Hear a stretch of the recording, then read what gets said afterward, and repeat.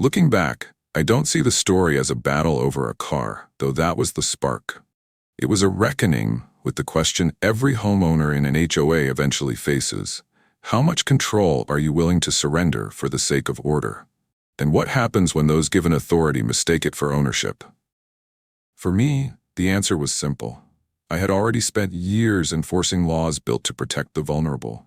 I could not, would not, allow petty tyrants to weaponize rules against people simply trying to live their lives. The badge I carried wasn't just a symbol in that fight. It was a reminder that power must be wielded with restraint, or it ceases to be legitimate at all. So the Mustang stays in the driveway, polished and gleaming, not because I won, but because it reminds me every day why the fight mattered.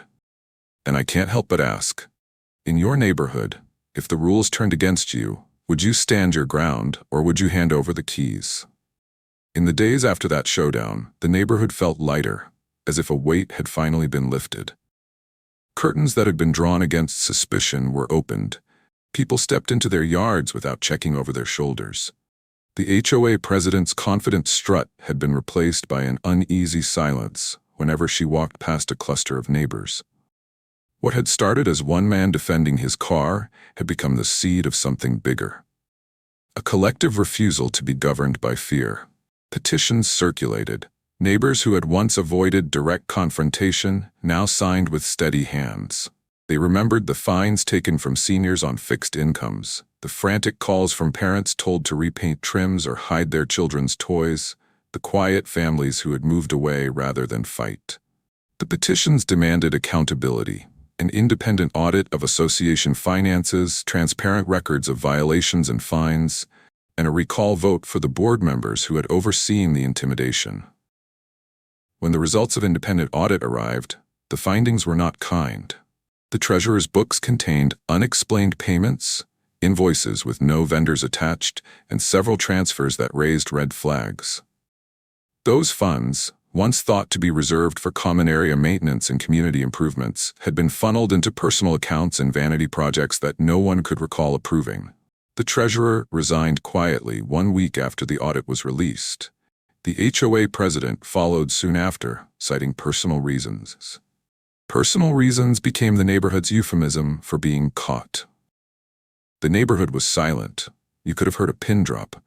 Curtains pulled back farther, neighbors pressing closer to catch every word. For the first time, the HOA president wasn't in control. I turned toward her, my voice steady but edged with steel. You've harassed me for weeks. You've issued baseless fines, threatened my property, and now you've wasted police resources with a false report. This ends tonight. Her face flushed crimson, her hands trembling. You think you're untouchable because of that badge, she hissed. But this community has rules, and I will make sure you pay. I smiled, not because I found her words amusing, but because I finally had her exactly where I wanted her. You've forgotten something, I said evenly. I've documented every fine, every notice, every threat. You've abused your authority, and I have the evidence. You wanted this to be a legal battle? Fine. But you'll find I'm very good at winning them. Her eyes flickered just for a moment. Doubt. Fear. The first cracks in her armor.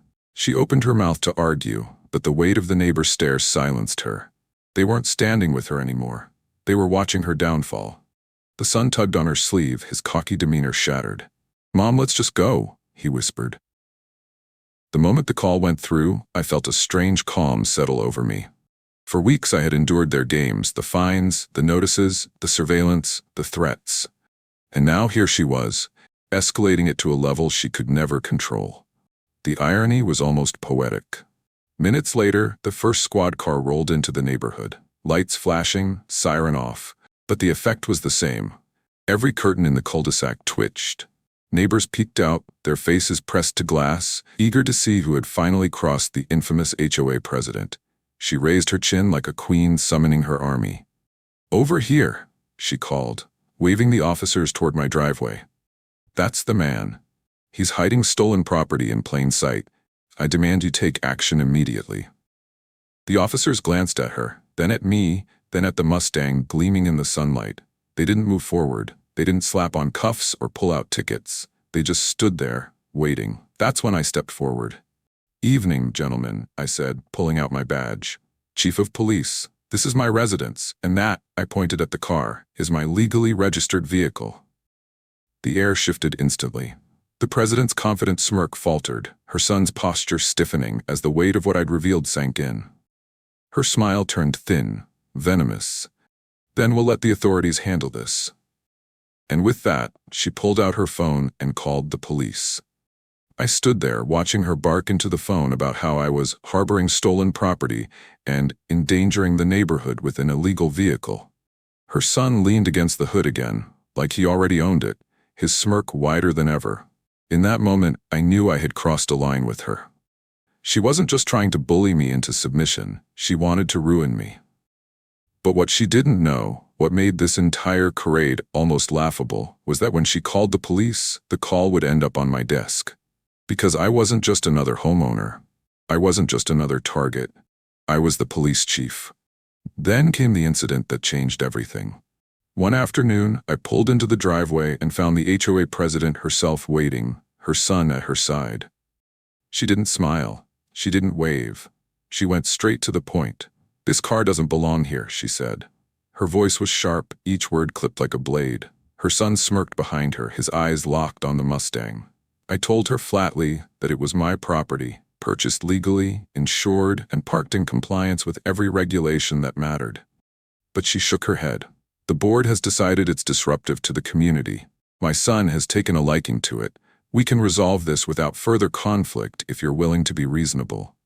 Reasonable. That word burned worse than the fines.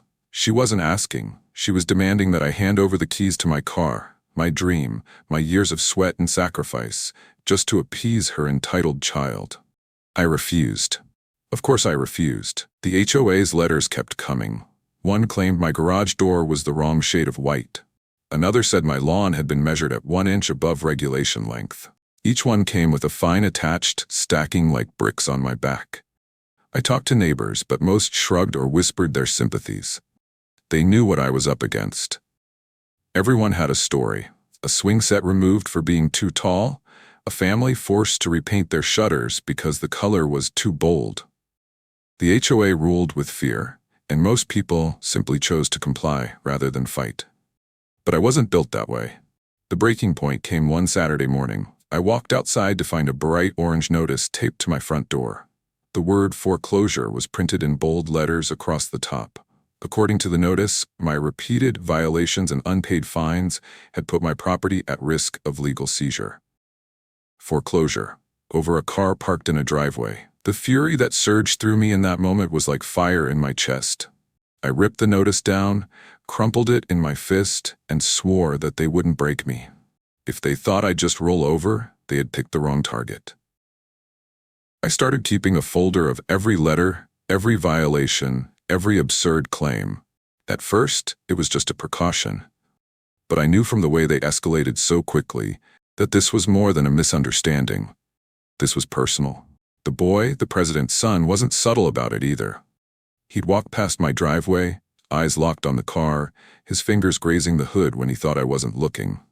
One afternoon, I caught him leaning against it, his sneaker pressed against the paint like it was his own. When I told him to back off, he smirked and said, "You won't have this for long." Those words clung to me like smoke. They weren't the idle brag of a teenager. They were a threat, and I had no doubt where he'd learned it. It didn't take long for the small annoyances to transform into something more deliberate.